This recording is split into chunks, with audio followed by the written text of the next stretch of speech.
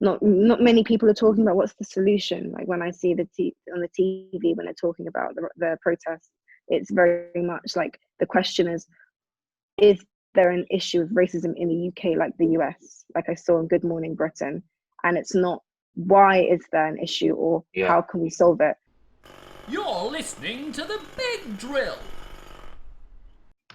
And we are live. Welcome everyone to The Big Drill. We have a lovely guest here with us today by the name of Claudia. So please do say hello. Hello. Hello, Claudia. And of course, unfortunately, we have Will here as usual.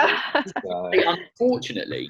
You haven't seen me in so long and then you rock up with the word unfortunately.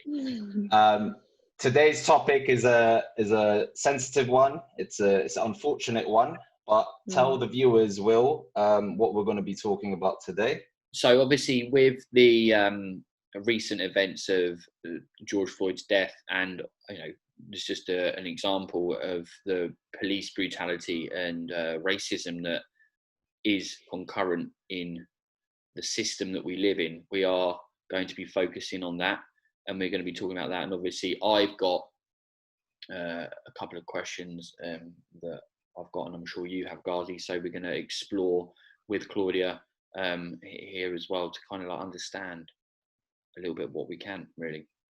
The reason we got Claudia on is I follow her on Instagram, and she's been very active in supporting and giving out information and educating her followers. So I thought it was only fitting that we had someone like Claudia on. So if there's any opening statements you want to give, Claudia, the stage is yours.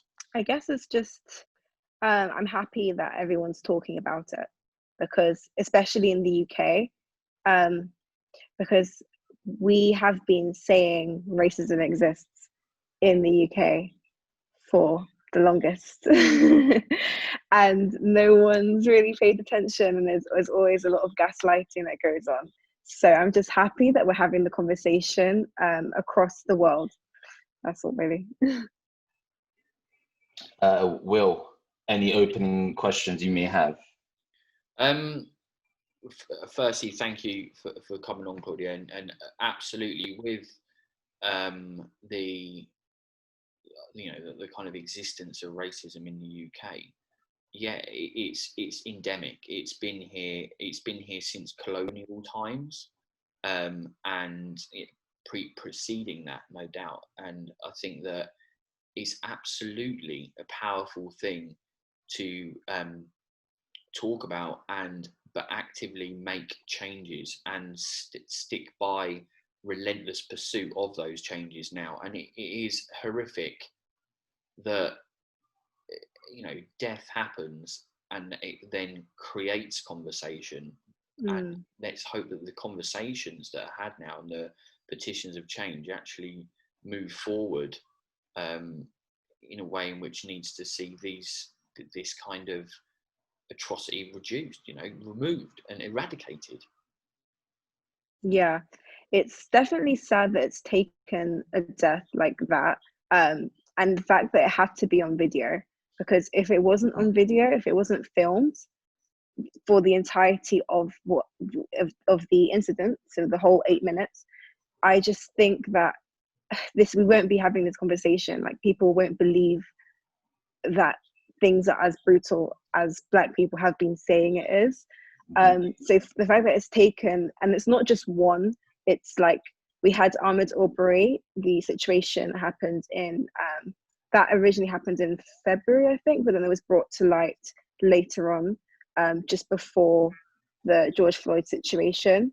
That was also filmed, and people were outraged, and it didn't cause this much like commotion, but then it had to take two situations to be on video for this to happen. And then we had the Breonna Taylor situation that happened this year as well. Wasn't caught on video, but it happened, and it's taken all of, like, obviously so much more before. There's so much we don't even know about, because as I said, not everything's filmed. So it's taken all of this to be like, okay, we need change, but we're here now. So I've had a lot of conversations with different types of people, and one of the things that came up was they understand why people are protesting in America. They fail to understand why there's protests happening across the rest of the world, including the UK. What would be your response to something like that? Yeah, racism and anti-Blackness is not exclusive to America. It's a global thing because it all stems from the British's colonial past and Europe as well. So like France, they were countries that went around the world and colonized, and the system of capitalism is even built on white supremacy. So everywhere, pretty much everywhere, the world runs in the capitalist system pretty much. So everywhere where there's capitalism, there's going to be anti-Blackness. It's the two things coexist, unfortunately. So that's why. But then just to bring it back home to the UK, you know, that we have our own issues. There have been, the only difference, I always say this, me and my friends say this, the only difference of the UK and America is they don't have guns here. Like the police don't have guns. I guarantee you, if the police had guns, if we had gun laws, we would see the same stuff. Because like I always say, ask any black man if he's been stopped and searched, and the more than likely he's going to say yes. Ask his white counterpart, same age, same area. Maybe depending on age, he might not have been stopped and searched as much, but much less likely for him to be stopped and searched. Like there's this video that I posted online where there was these three boys. They're apparently they were friends, and they were walking down the road together. And then the police were like had two black guys in handcuffs, young black boys, stopping, like, you know, searching their pockets and stuff. And the white guy was just standing there. They basically cherry picked. Okay, I'm gonna search these two black boys, and then the white boy wasn't being searched. And it just goes to show you, it's not to do with, because they were in the same area. It's not to do with the fact that there's drugs in the area, which is often an excuse they give. They'll stop you and say, "Can I stop and search you because there's drugs in the area?" Okay, cool. If that's the case, it makes sense for you to stop and search everyone in that area, everyone who you see, right? But no, it's not the case. They'll racially profile black boys, and thing is that they'll say, "Oh yeah, well then if you've got nothing to hide, then it shouldn't be a problem." No, that is a problem, because it's not just, also the way they handle these boys. It's not like they're just like saying they're polite. They're very aggressive, and it's traumatizing, not just the physical scars, which have happened. There have been deaths in police custody, but also the mental scars. People overlook that, like what it's like to be stopped and searched. It's not a nice thing. Imagine you're going to work and you're just minding your business, and then you encounter that. Now you're late for work and you have to explain to your employers why you're late to work. "Oh yeah, I was just stopped and searched on the road." Huh? That's a bit awkward. So yeah, no, things happen here, and it's so insidious, and it's very covert, even though certain things are overt, like the Windrush scandal, that was very overt, and Grenfell, very overt. But most, like day to day, it's microaggressions, and it's very quiet and insidious. As a black person, you can be like, yeah, that's racism. But someone who's not black might not be able to recognize it the same, which is why they're confused now. Just to follow up on that, when I was growing up as a teenager, at the height of the terrorism with 9/11 and the wars in Iraq and Afghanistan and all of these things, there was a lot of people who were fearful of people that looked like me.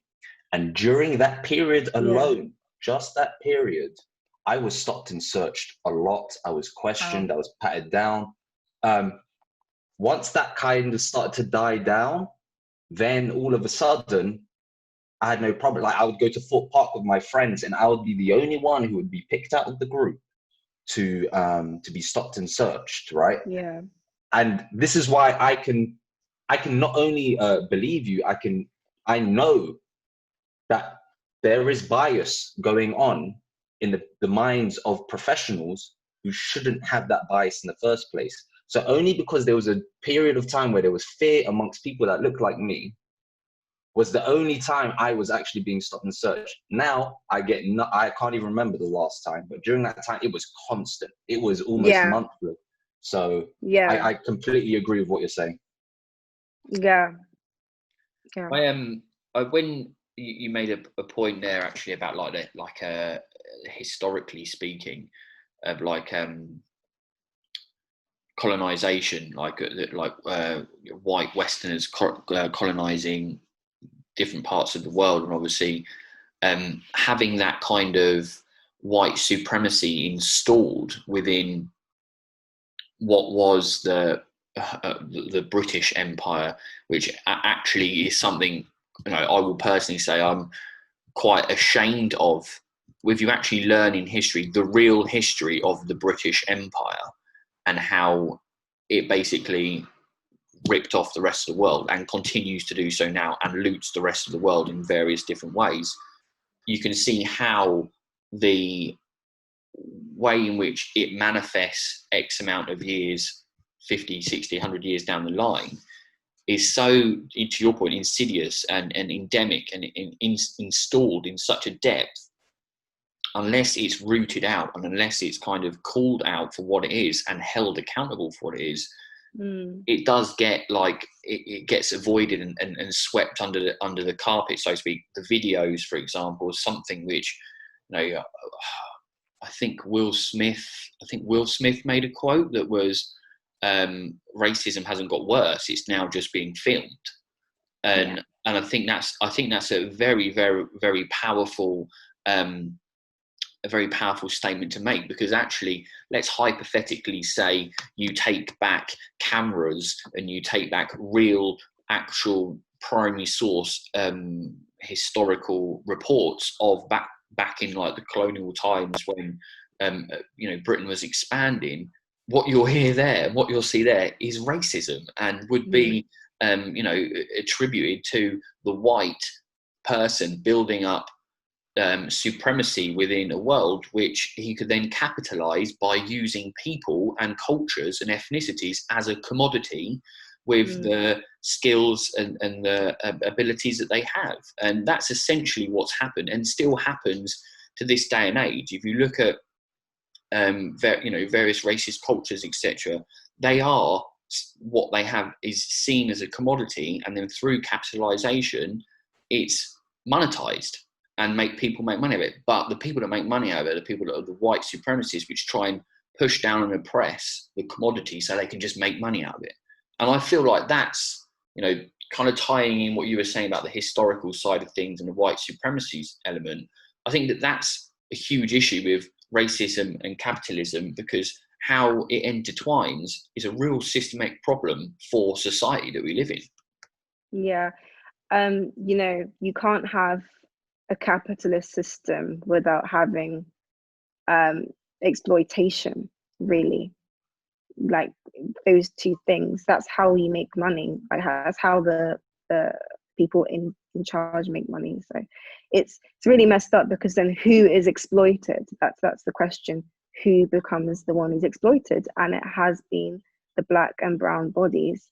Of course, white people are included as well in the working class, the lower class, but it's messed up. And I think people think that because it's in the past, it doesn't affect, like, oh yeah, that was years ago. We're past that. We don't go around whipping black people, lynching them and calling them the N-word. Like, that's not acceptable. Like, we're past that. I remember I once had a lecturer in uni. You'd think like a lecturer would be knowledgeable about history, especially in humanities, because I study global health and social medicine. So this was in a global health lecture. And I brought up, this is in Singapore actually, I brought up a point. I was like, just talking about colonialism, how it's relevant today. I can't remember what the topic was, but that was like the basis of my point. And he said, what are you talking about? That was ages ago. African countries aren't colonized anymore. They're independent. That's not relevant today. And this was a lecturer. who is completely, you'd expect them to be, to have a different opinion, given that they do lots of reading. So a lot of people think that because it's the past, it doesn't affect us. But we one thing in the UK, we have to acknowledge the past in order to move on, because unfortunately today it's still a lot of people's present, which is like Black people, it's still very much our present.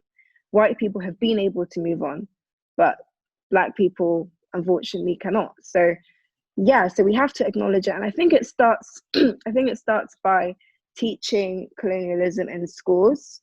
We have to teach the real truth, same as how we teach about Holocaust. I remember learning about the Holocaust. And we have to learn the real truth of what the British Empire actually is. What does it mean? Why do we have a royal family? Why is it called the British Empire? What is an empire? I mean, I know from my mum was a history teacher, and I know that when I was going through school, I was taught various curriculum. Yeah. And here lies the indication of how systemic racism is. You can learn through the curriculum stuff which invariably makes white people look good. Yeah. And then any of the issues or like the bad shit that the kind of like the white people done is basically put to one side or just skirted over. And that, and if it isn't for people or that have a curiosity or that go to further their studies or to read off their own back, etc., to actually find out about so one of the things that I've become more aware of as I've become more educated, I've been actually doing stuff on just like investment and stuff like that. And I don't know if you're aware of the in Tulsa in Oklahoma, there was a Black Wall Street. They called it the Black Wall Street, and it was basically an area called Greenwood, and it became its own economy and its own community after the war, 2021, something like that. And basically this the community was full of all sorts of trades and skills and commodities, and it was Black populated, and they created an economy which was flourishing and was becoming quite strong and quite powerful. And then it was around like a depression time when this particular area was doing particularly well, and there were riots and there were like mobs, etc., that were kind of growing, and it became a bit of a tinderbox of tension, because the white person saw the Black person economically flourishing and doing well, and they weren't. And then there was I think there was tensions that were going backwards and forwards, and then there was a spark that created, I think, a young Black teenager wolf whistled a white woman, and she reported it. And the next thing you know, I think the mob was down there, and the story that then kind of like played out was that this town was razed to the ground. And 300 plus lives were lost. Black people's lives were lost. And it was a classic example of, well, you don't really read about that. You don't really hear about that. I didn't learn about that in school, and in essence, that is a very important part of, a historical act that happened in which you just don't know a lot about, and that's one of many, right? But the point is that I was making is that the curriculum and what we learn is what we're told, or what people want us to learn. And I think that's your point about the education side of thing. In order to be able to move forward away from racism being endemic within the system, is to educate and to become awoke about what actually has happened in the past and happens in the present. So I wanted to talk about, one of the ways we can improve upon this is through the education. Unfortunately, there's a quote that goes by history is written by the victors. But now that with getting stuff like computers and internet and stuff, that's becoming harder and harder to erase what is true. Whereas before it was like you just burn up the books, or you burn up their studies and you get rid of their names, and then history will never know. Whereas now it's becoming a bit more difficult to do that because we're in an age where technology is prospering. So through education is one of the ways. I wanted to ask, what other ways can we use to, because I've got a few in my mind, what other ways can we use to improve the education of people, eradicate ignorance as much as possible, and also keep the pressure going without having to protest this way? Because we can't do this forever. So what strategies can we use to further our cause, basically? Yeah, so I guess you're basically asking what's a potential solution, I guess. Yeah. Because there has been a lot of talk about what's been happening, but then kind of not many people are talking about what's the solution. Like when I see on the TV when they're talking about the protests, it's very much like the question is there an issue of racism in the UK like the US, like I saw in Good Morning Britain? And it's not why is there an issue, or how can we solve it? Well, the first thing is we need to start asking, is there an issue? Like there is an issue. And a lot of people even outside of London mainly are not aware. Like obviously the main cities, London, Liverpool, Manchester, like we know, a lot of us are aware there is an issue of racism, but like remember the UK is so big, like there is, and if you look at the demographics, it's mainly white people who live outside in like the smaller towns, so a lot of them don't even think racism exists. So we all as a collective need to acknowledge it, and then I think once we've done that, I feel like white people need to use their privilege, because Black people, there's not much we can do. Like this isn't something that we created.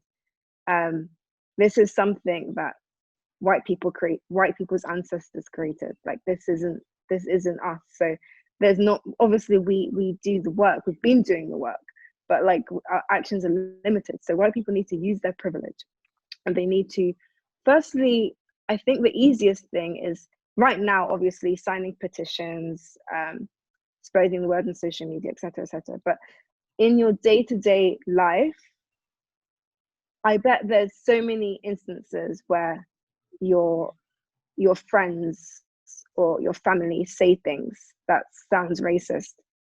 Even if they don't, just opening the conversation, even you can just be talking about anything, just opening the conversation about what they think about what's going on, about racism and their own views. I feel we all need to have these conversations with our friends. Like my dad, I'm mixed race. My mum's Black, my dad's white. I try and have these talks with my dad. It doesn't go too well, but I try. And I think everyone needs to do that, because I feel like when it comes from a white person, when the white person is making another white person take accountability for what they're saying, it holds a lot more weight, because as I said, they have the privilege. I think that's one thing. Also, we need to stop being afraid of holding our work, like in our workplace. We need to hold people accountable in our workplace, because a lot of racism happens in the workplace, and it's really awkward as a Black person who experiences it to be like, say something, because we're afraid of getting fired, and that has happened. Or being the angry Black person. I don't know if you've heard of that stereotype where Black people, when they speak up, especially women, when they speak up, they're the angry Black woman who's just always upset about everything and bitter. No, we're just expressing what's our reality. But then when it comes from a white person, it's seen as more reasonable, and that in itself is something that white people can use to their advantage. So that's just like, day to day what white people can do, but also like as we said, educating ourselves, reading books about about the history. Akala has some amazing books. One book called Native. He even has like just talks on YouTube, which you can go and research. Reading books, looking at documentaries on Netflix. When They See Us. Yeah. It's about the Central Park 5 case, and it's not like everything that's in that in the movie in the series. It's pretty much how it happened in real life, and how I like that. I like how the director produced that, because she casted obviously the people who, when they were arrested, they were like I think maybe 16, 15, 14, around that age. Yeah, around those ages. The thing is with Black boys, how they're seen, when they get to a certain age, maybe 13, 14, they're almost seen as men. They don't have a chance to grow, to be children. They don't have a chance to, like how with the white boy, they, it's normal, you go through the ages and you reach 20 and you're considered a man. Black men are considered men at much earlier ages from the eyes of society. Why do you think that is? Why do you think that is? Just out of interest. I don't know. I think maybe I don't know. I think maybe a part could be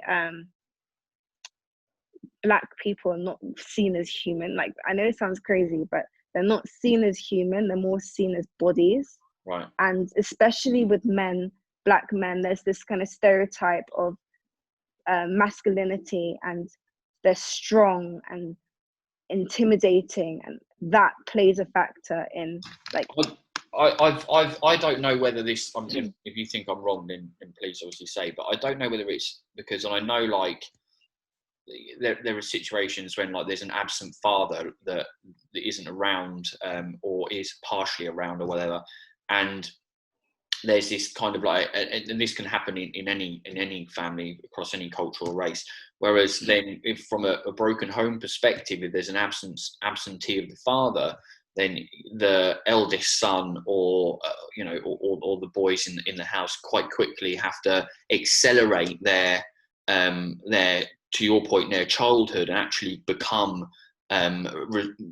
adults, in the sense whereby they need to go adult and do things in order to be able to support the family unit, or at least head the family unit as men, because of that kind of like lack of that absentee father. I've noticed I've noticed like conversations I've had that is inherently sometimes the case, because it's just something which gets me thinking about why do you see this in and I think it's in society, but yeah, in specifically like with regards to to Black families where that can happen. I do see that. Yeah, I don't know what you think of that. Yeah, I mean that is quite common, the absent father, but I don't think that's why Black boys are seen as men from much earlier, because even I have a friend who has his father is very much in his life, and when he was 13, the police literally wrestled him to the ground.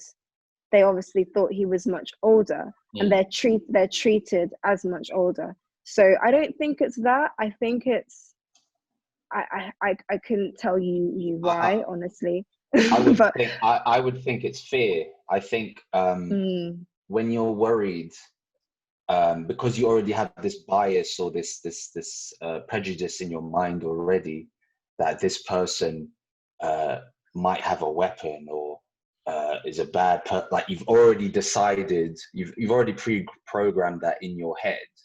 You are already now fearful of this person, and therefore your actions are reflecting your fear. So you are being rough because you're scared that this person might do something back to me, regardless if he's 13, 14, 15. I think I might be wrong, but I think that might be where some of that stems from. Yeah.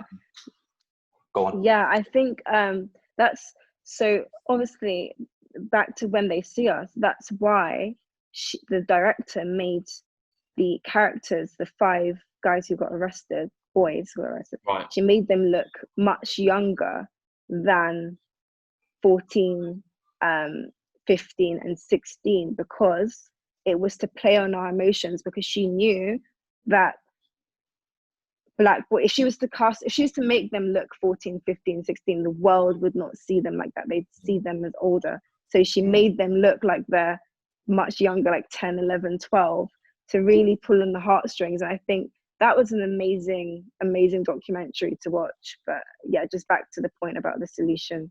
Sorry, that was just the reason why I brought it up. But yeah, and then other things that we can do, I think also people who have buying power, buying from black businesses, like as a conscious thing, because we're like, as we live in the system, we're kind of automatically drawn to buying from white-owned businesses because they probably have the most money for marketing, or the biggest, like they're the biggest businesses. So it's natural for us to go and buy from, like, an ASOS instead of like a black-owned fashion brand.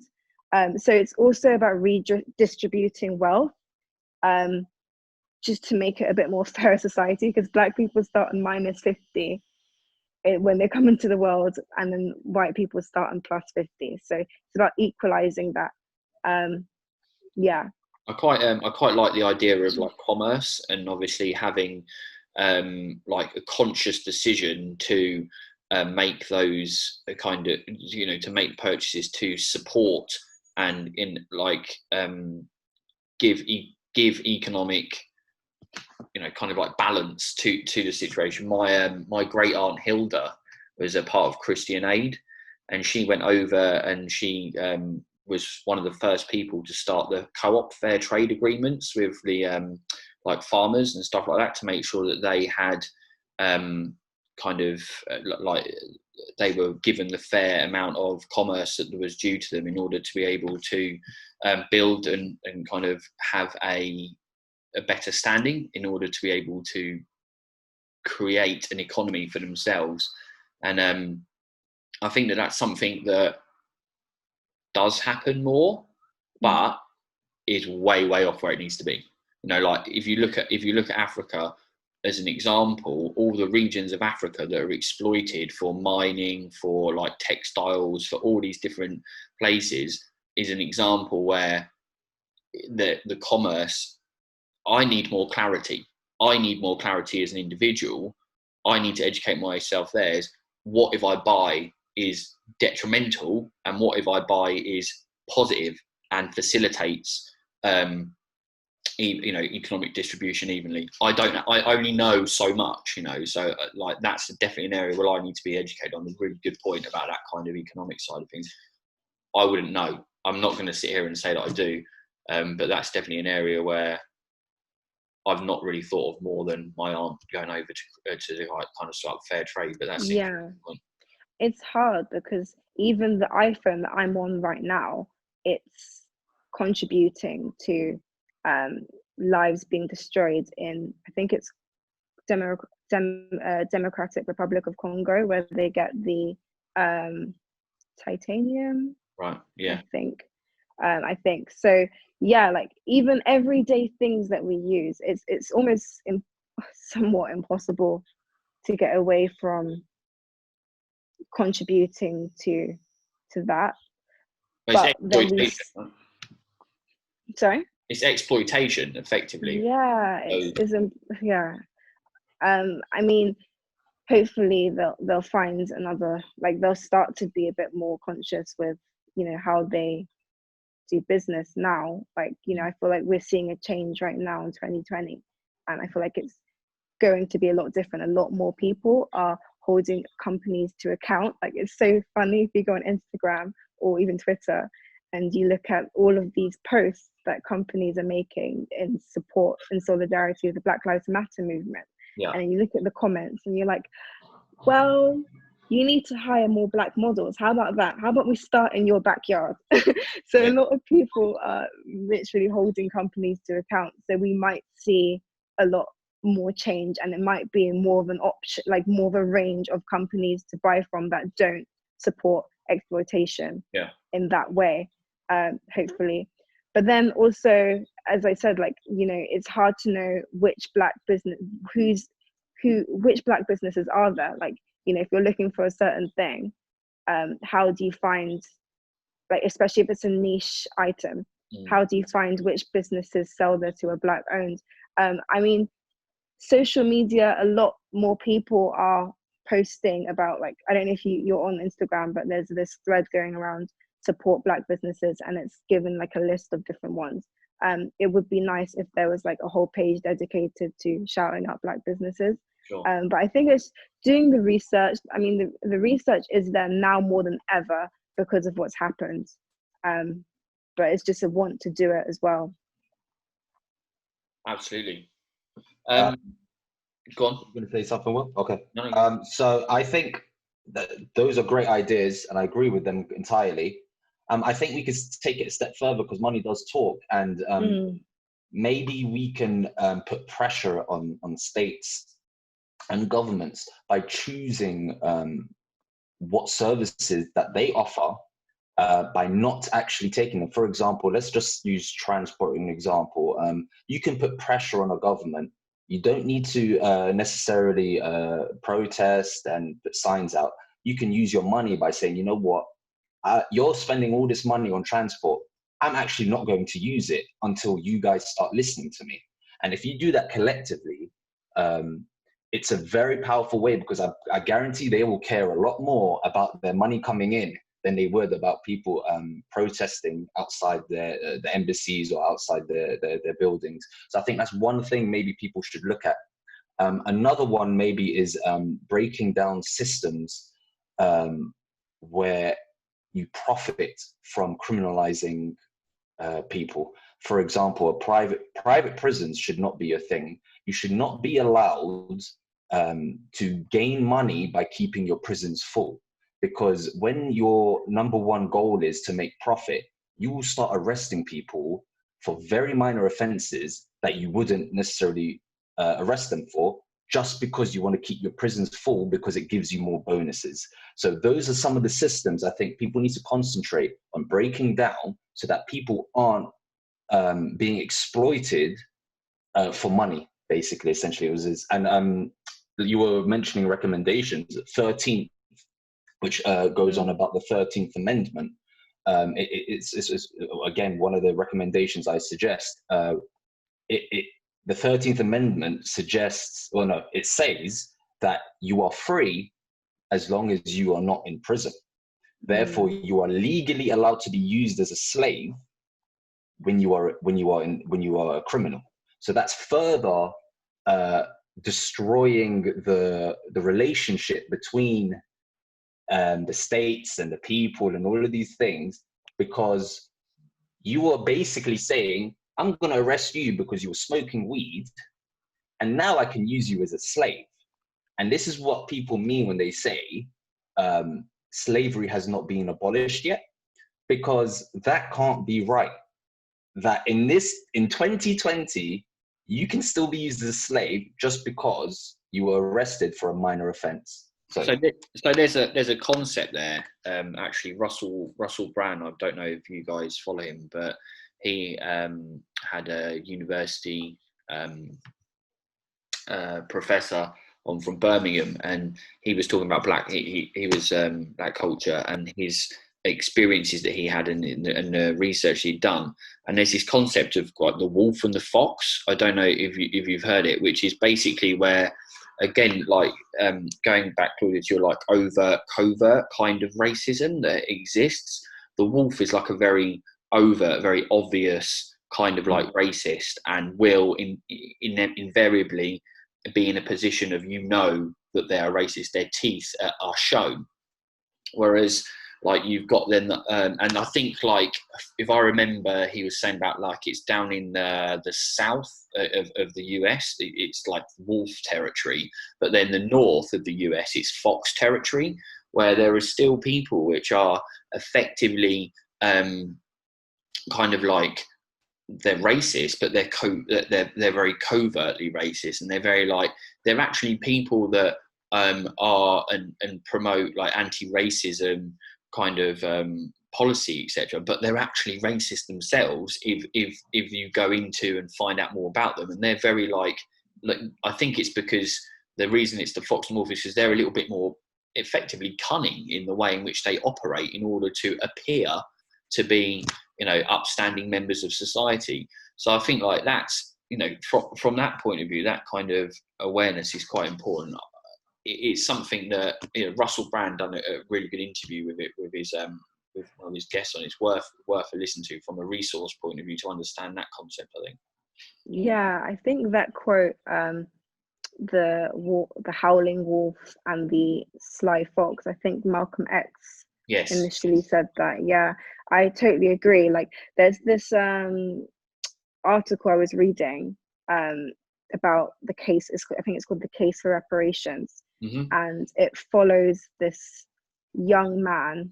I can't remember his name, but it follows him from the South just after slavery was abolished, and he traveled to Chicago, which is in the north of America.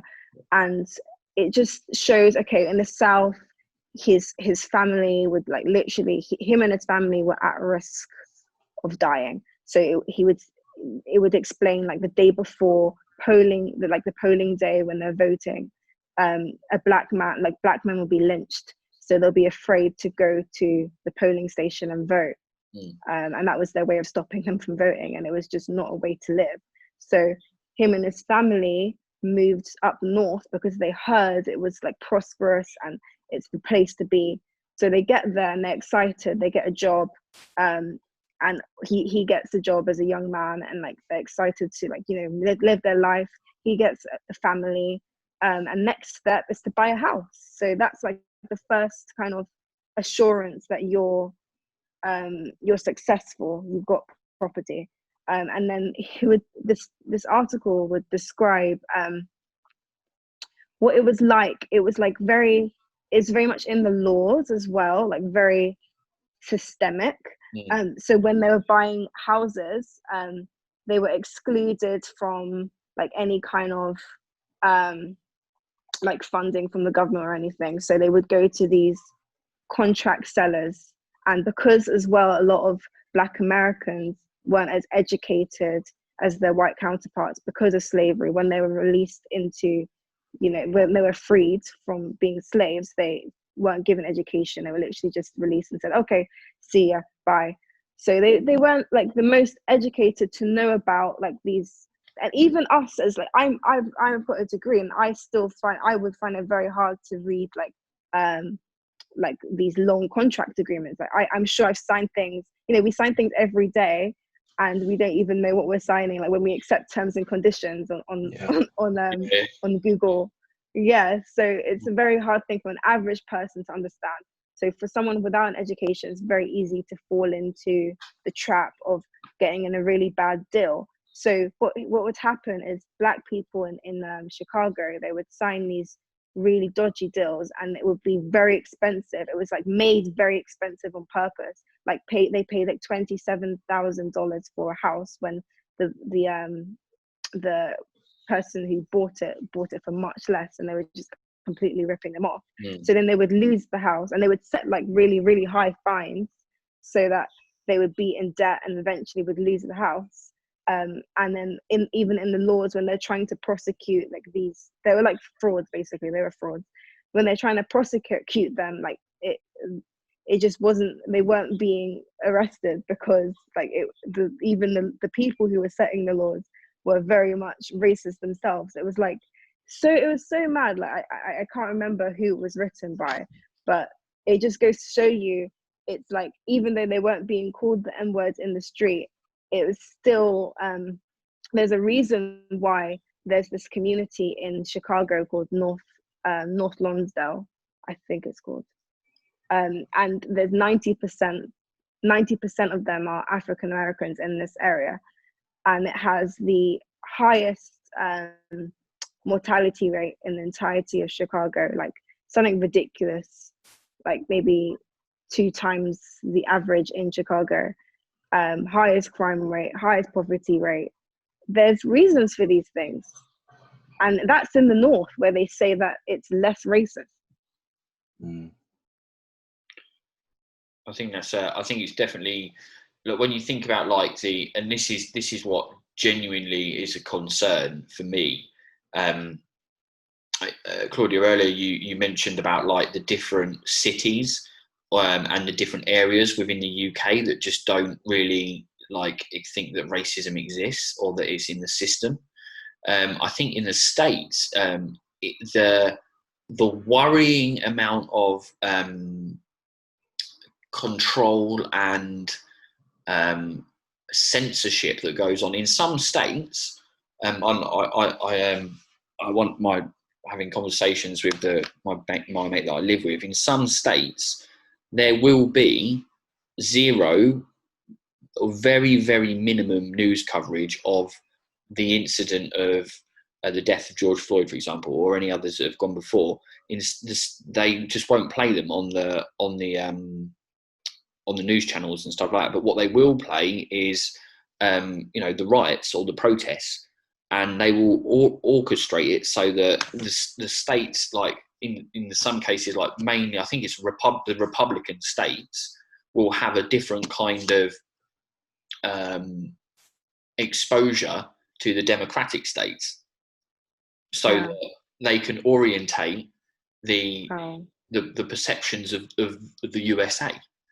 And I think that's something which is huge, is hugely worrying for the divisions, not just the North and the South, but the East to the West, the Democratic to the Republican.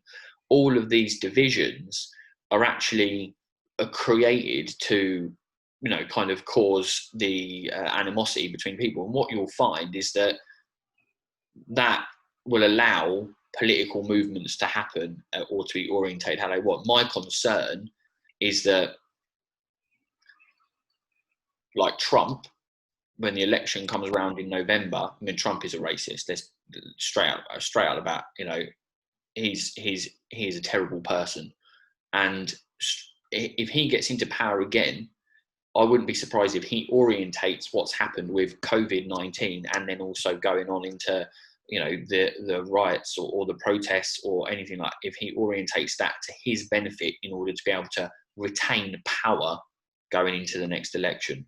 And I think that the division, North-South, the description of that young man's journey and up to Chicago, I don't think it's any different now in the US. I don't think it's any different.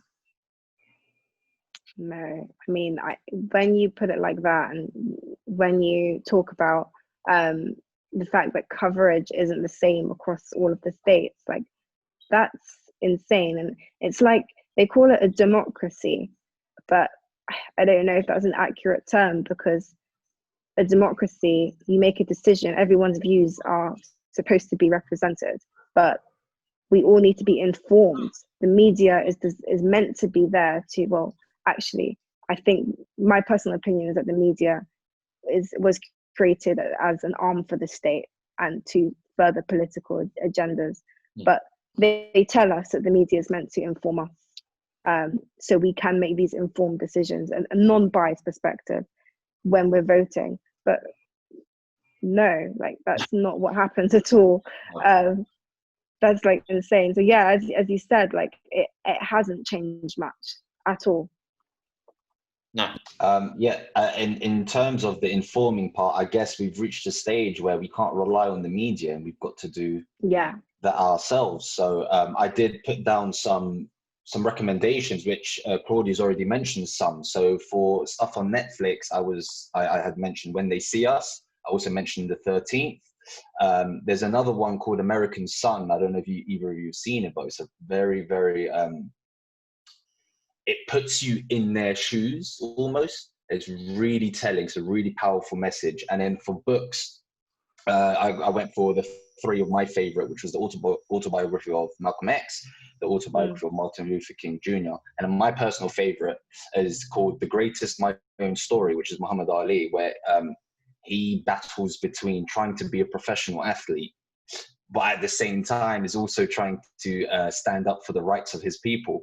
it shows there was a power struggle between the two, where he had to give up one. He lived in a world where he had to choose one or the other. And then when you look at today, where some of the athletes, the NFL player, Colin Kaepernick, is that his name? Yes. He had to do years later, he had to do the same thing, where he was forced to choose between his career, his way of making money, his livelihood, or the rights of the people. It's crazy that it went full circle. So that's another book that I would strongly recommend. I also was going to mention Akal is one of the UK's. He's a rap artist, really, but he's also there. He's independent, so he's got no restrictions on what he can talk about. So he's out there. He's making a great case. So he's another person. So those are, if you want to inform yourself, I would recommend some of those. If you want to watch, read, or just listen, but some of those would be great to just inform yourselves. So I don't know if you guys have any other recommendations, but those would be mine. Just on the point about what you said about choosing your career or being, like almost like having a moral responsibility to your people.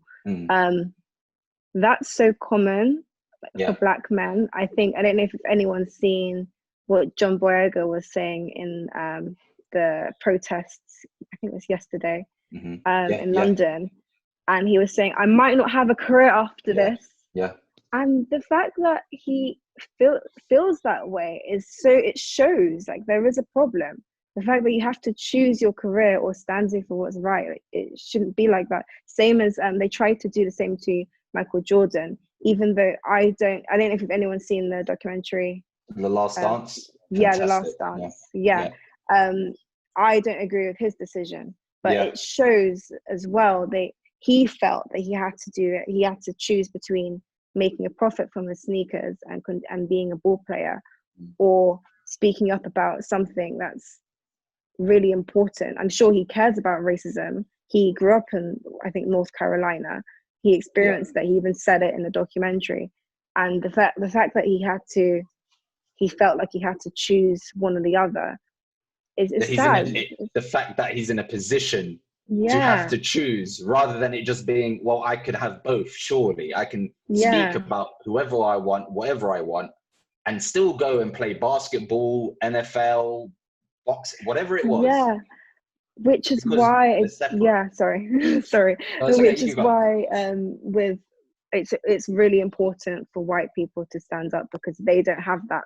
They're not put in that position. Because white people can make a career of activism.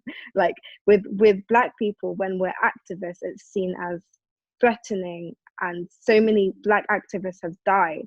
Malcolm X, the Ferguson activists. It's like very risky. And also like I'm talking so much on social media.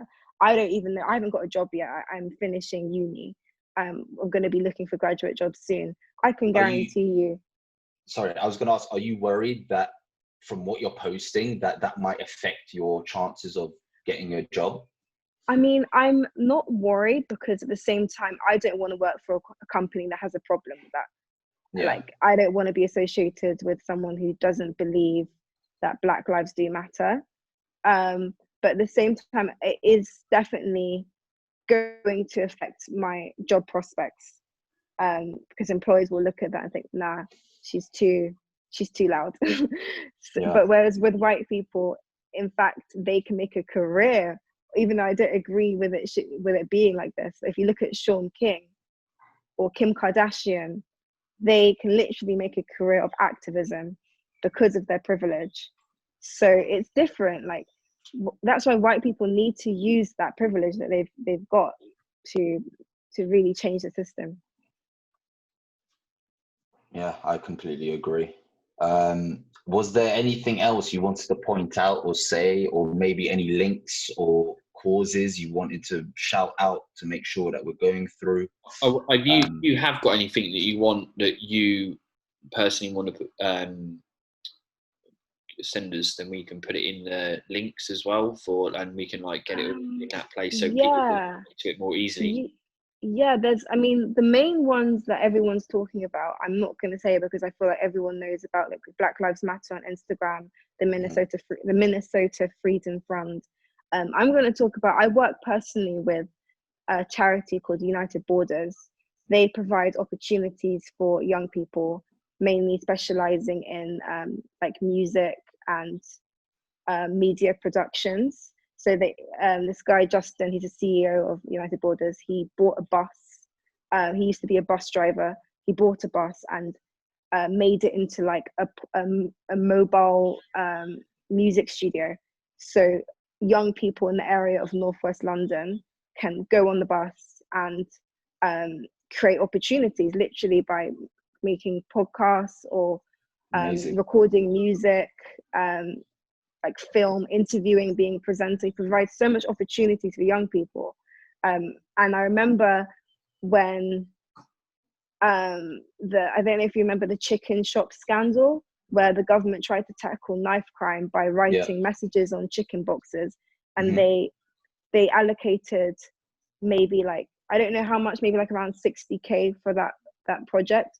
That could have went to United Borders. So these charities that actually do the work, they don't get enough recognition, and we need to address, like, you know, we can't forget about the older people. We can't just forget and say, oh yeah, just write them off. We need to address them, but it's really important to work on our young people, give them the opportunities so the next generation can be better.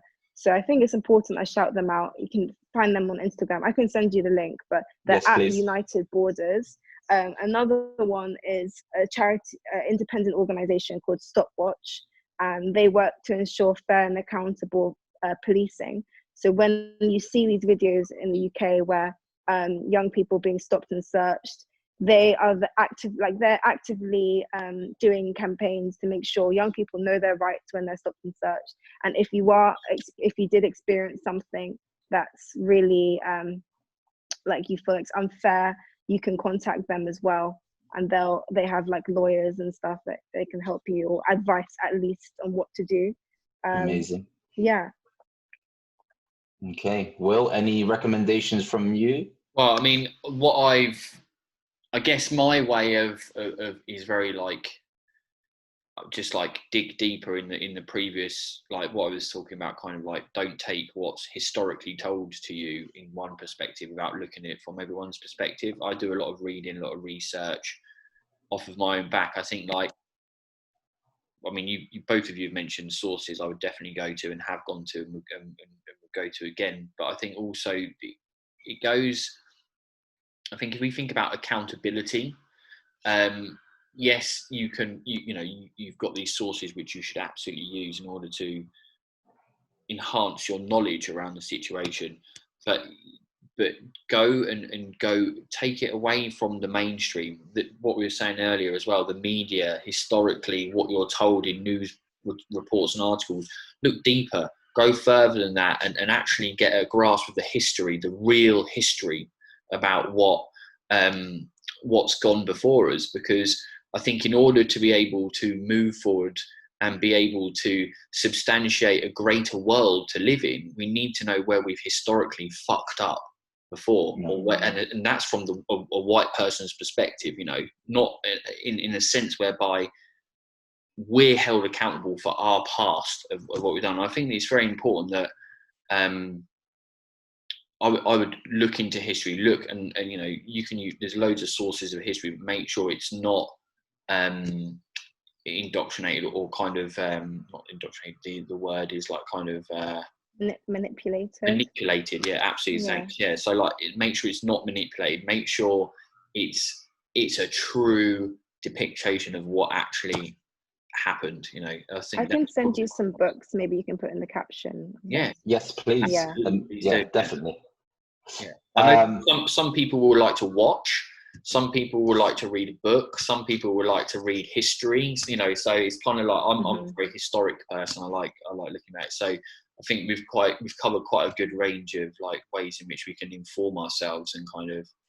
And I really liked what you said. Sorry, just a last point. I really liked what you said about like thinking about the younger people, because one thing that you no one's born racist. No one's born misogynistic. No one's born homophobic. These are things that you learn. These are things that your environment and your surrounding, the people that have come before you, teach you.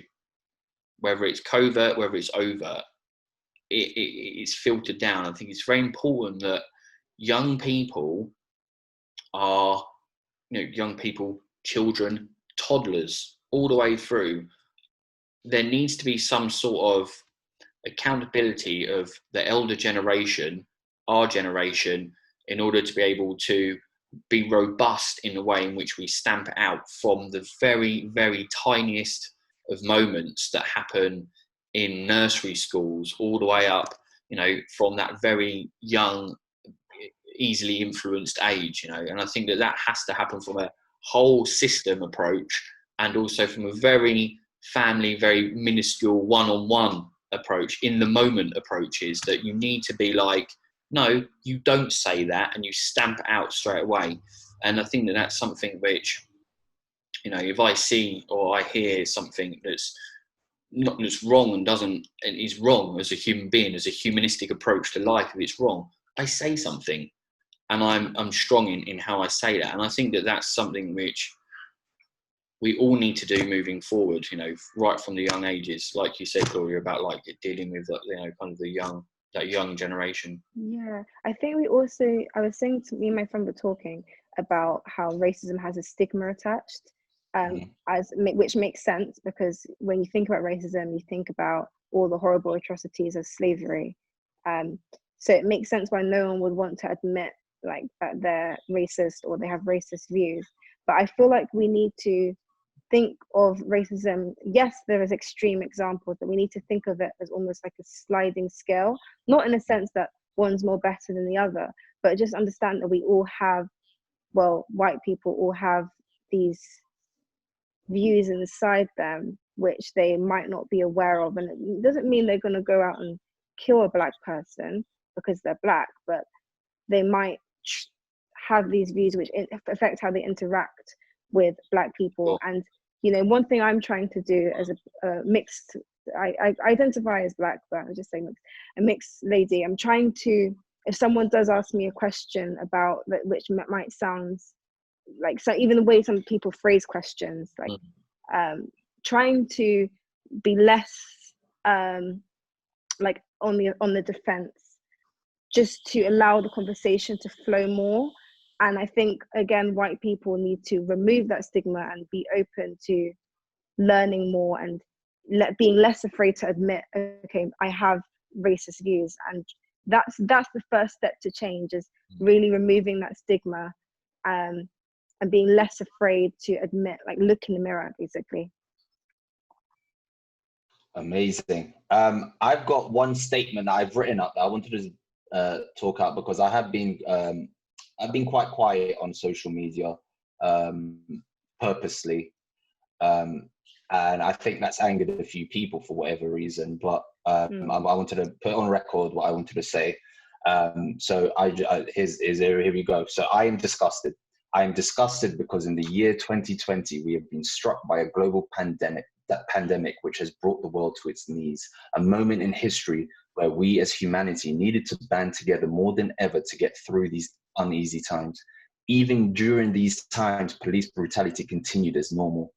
In 1957, Hinton Johnson saw two police officers beating a man with nightsticks, and Hinton Johnson decided to intervene, and they turned on him, beating him so bad he suffered brain damage. Malcolm X, hearing of this news, went down to the police station and was the one insisting on an ambulance to come and pick him up so his injuries could be treated. In the end, a grand jury declined to indict the officers despite Malcolm X's best efforts. We fast forward to today, after decades of fighting for justice and equality, the so-called land of the free must still wait until the entire world erupts in anger before getting justice for daylight murder.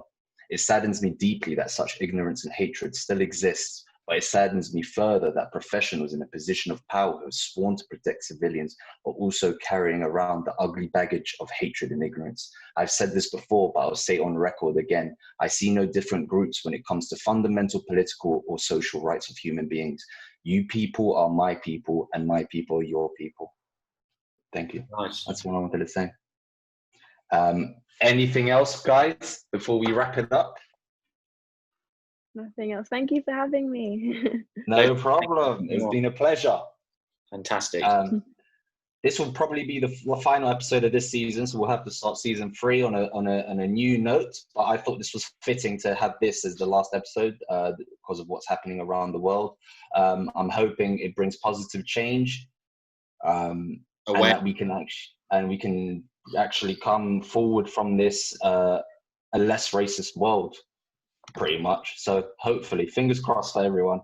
Fingers crossed.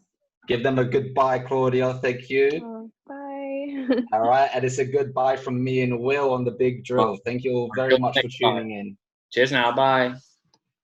Hi, I'm Will. And I'm Ghazi. And thanks for tuning in to The Big Drill. You can also find us on these platforms here. Make sure you subscribe to the YouTube channel. You can find him on Insta. Ghazi.92. And me, Will Hawkins Coaching. The links are in the description. And until the next time we drill deep, goodbye. Bye.